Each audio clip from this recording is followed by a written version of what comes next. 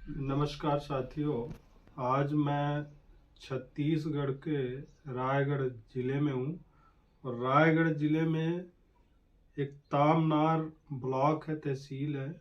उस तहसील में जरेकेला ग्राम पंचायत है, जो मोरगापाट नाम से ये पूरा एरिया, मोरगापाट नाम से ये आदिवासियों का अपनी एक आइडेंटिटी है। मोरगापाट उसके नाम से प्रचलित, इससे पता चलता है ये आदिवासियों का बसाया हुआ क्षेत्र है, आदिवासी बाहुल्य क्षेत्र है। तो ये जरेकेला ग्राम पंचायत जो है उसके मुखिया सरपंच हैं माननीय राधे श्याम पौकरा जी। नमस्कार। तो आज हम आपके साथ हैं और यहाँ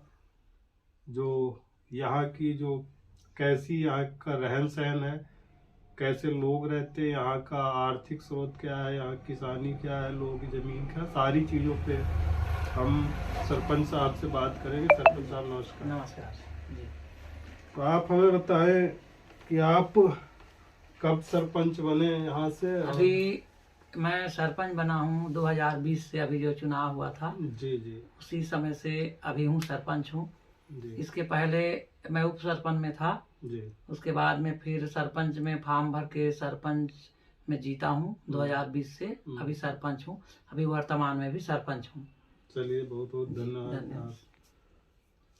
सरपंच साहब से हम लोग इधर से जा रहे थे तो पता चला आप इधर के सरपंच हैं और सामाजिक कार्यों में आप सक्रिय रहते हैं जी।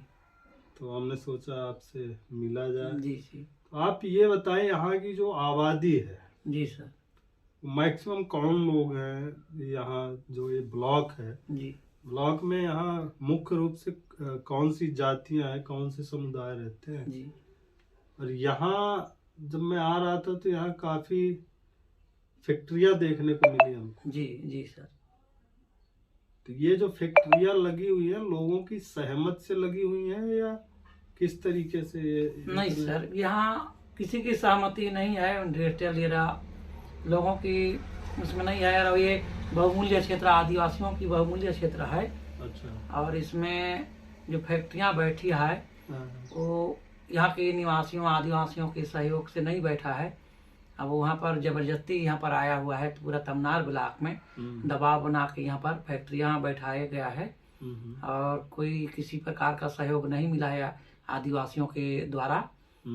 और जबरदस्ती दबाव बना के हर एसडीएम से लेके कलेक्टर से लेके सभी जो अधिकारी कर्मचारी हैं उनके दबाव बना के यहाँ पर फैक्ट्रियों को बैठाया गया है। तो आप ये कहना चाहते हैं कि जो यहाँ पूंजीपति हैं जी, यहाँ की जो सरकार प्रशासन वो पूंजीपतियों के साथ? जी, पूंजीपतियों के साथ में है सर। ये जो यहाँ की सरकार, चाहे कांग्रेस हो, चाहे बीजेपी हो, चाहे अन्य पार्टी हो, सभी पूंजीपतियों के साथ में है सब। यहाँ के जो जनप्रतिनिधि है क्या वो समाज के जनता के साथ खड़े नहीं होते? खड़े होते हैं, लेकिन सभी को दबाव बनाया जाता है, दबाव बना के उनको रोक दिया जाता है। जनप्रतिनिधियों के साथ में खड़ा नहीं हो पाते हैं दबाव के कारण। तो यहाँ जो फैक्ट्रियाँ जो स्थापित होती होंगी तो उसके लिए तो लोगों से परमिशन लेके उनको मुआवजा, अच्छा खासा मुआवजा मिलता होगा? मुआवजा, जी सर, मुआवजा तो देते हैं लेट में। पहले निर्माण कार्य चालू किया जाता है, उसके बाद में मुआवजा देते हैं। किसी को मुआवजा भी नहीं मिल पाता है, जो जाके किसी को पकड़ के चलते हैं या किसी अपने बलबूते से पहुंचते हैं उनको मुआवजा बराबर दिया जाता है और बाकी लोगों को मुआवजा नहीं दिया जाता है। ऐसे बराबर अपना निर्माण कार्य करके चले जाते हैं। नहीं, मैं एक चीज स्पष्ट करना चाहता हूँ जी। जो प्रक्रिया है, अगर कहीं भी आप कोई जी काम कर रहे हैं, कोई इंडस्ट्रियल एरिया बना रहे हैं जी, तो सबसे पहली प्रक्रिया ये है कि अगर हम किसी की जमीन पे, किसी की प्रॉपर्टी पे कुछ कर रहे हैं जी, तो पहले उससे सहमति पत्र लेंगे जी। मुआवजे की बात तो बाद में आती है। जी जी। अगर आपसे हम सहमति लेना चाहते हैं, आप सहमति देंगे जी, तब निर्माण कार्य शुरू होगा। मुआवजा सहमति के बाद की बात जी। तो सहमति तो लेते होंगे ना? जी सर, सहमति लेते हैं। और तो इसमें बस जैसे 10 व्यक्तियों का जमीन जा रहा है तो एक आदमी से बोल लेते हैं कि आपकी जमीन में इंडस्ट्रियल लगाएंगे। बाकी लोगों को एक बार पूछते हैं, उनके बाद उनको गंभीरता से नहीं लेते हैं और फिर बनाना चालू कर देते हैं। मतलब एक जो प्रॉपर ऑफिशियल कार्रवाई होती है उस तरीके से नहीं होती है, प्रक्रिया के आधार से नहीं होती है। जी। तो जब इस तरीके से तो लोगों में भी रोष बनता होगा, लोग विरोध तो करते हैं। जी, विरोध करते हैं सर। तो विरोध में सभी लोग खड़े नहीं होते हैं, बस यही कमजोरी है यहाँ की। यहाँ जो लोग हैं जी, उनका मुख्य जो आजीविका क्या है?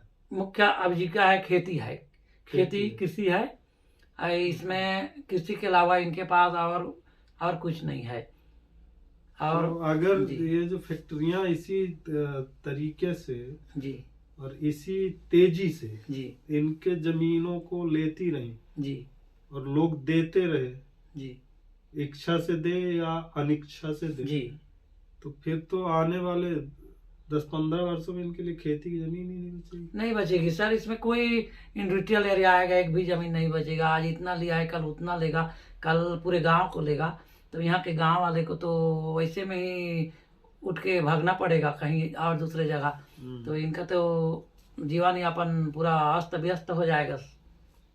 तो इस चीज की फिक्र आप लोगों को नहीं होती? है सर, है सर, है। इसकी फिक्र तो हम लोगों को रात दिन रहता है। पूरे गांव के हम प्रतिनिधि हूँ, मेरे को तो और ज़्यादा रहता है गांव के प्रतिनिधि होने के नाते। तो फिर भी अब अकेला इसको संभालना मुश्किल है। तो इसीलिए मैं सोचता हूँ कि पूरे एरिया के, पूरे तमनार ब्लॉक के सब लोग इकट्ठा होकर इस आंदोलन, इस लड़ाई में शामिल होंगे, तभी हम लोग सफल रहेंगे। आपने व्यक्तिगत एक सरपंच की हैसियत से इस चीज को रोकने के लिए अभी क्या किया? जी सर, मैं रोकने के लिए बहुत किया हूँ कुछ, लेकिन अभी तक उनका कोई सुनवाई नहीं हो रहा है। हम लोगों ने कलेक्टर को भी कागज दिए, मुख्यमंत्री को भी दिए, जो विधायक हैं उनको भी दिए, फिर भी ये लोग कोई चीज के बारे में सुनवाई नहीं कर रहे हैं। यहाँ कितने लोग होंगे जिनकी जमीनों को बिना सूचित किए, बिना नोटिस दिए, बिना उनसे परमिशन लिए अधिग्रहण कर लिया गया जमीनों? यहाँ तो 100% वैसे हैं सर, बिना सूचित किए जो जिसके जमीन को बनाया गया है। बस उन्हीं में क्या है, जो एक मुख्य रहते हैं वो लोग चले जाते हैं, उनके पीछे पीछे में वो लोग भी चले जाते हैं। उनको ये जानकारी नहीं हो पाता है कि हमारा जमीन जा रहा है। अच्छा जी, मतलब कोई सरकारी प्रक्रिया नहीं, एक तरीके से जंगल राज वाली स्थिति, जंगल राज वाली स्थिति चल रहा है सर। जी जी, आप लोग आपने देखा जी, सरपंच साहब ने जी, जो यहाँ की मूल समस्याएं हैं, ये जरे कला जो ग्राम पंचायत है, और सिर्फ इस ग्राम पंचायत की नहीं, हमें लगता करीब पूरे ब्लॉक की ये एक समस्या है, पूरा ब्लॉक की समस्या है। और ब्लॉक भी क्या, ये जो छत्तीसगढ़ है, छत्तीसगढ़ का जो प्रसिद्धि है वो खनिज संसाधनों की वजह से छत्तीसगढ़ जाना जाता है। ज्यादा यहाँ खनिज संसाधन है जी, और उन खनिज संसाधनों में अब जहाँ खनिज संसाधन है वहाँ व्यापारी आ जाते हैं जी। यहाँ पे इस तरीके से जो आदिवासी कम्युनिटीज हैं उनके जोर जबरदस्ती करके और नाजायज तरीके से उनकी जमीनों का अधिग्रहण करके, और यहाँ सरकार और पूंजीपतियों की मिली भगत से लोगों का शोषण हो रहा है। अभी हम और भी कई जगह जाएंगे, लोगों से बात करने का प्रयास करेंगे और यहाँ की जो एक्चुअल हकीकत है वो आप तक पहुँचाने का काम करेंगे। इस कड़ी में हमने अभी राधे श्याम जी से बात की, आपने खुल के यहाँ की समस्याओं के बारे में जानकारी दी, इसके लिए आपका बहुत बहुत शुक्रिया। धन्यवाद।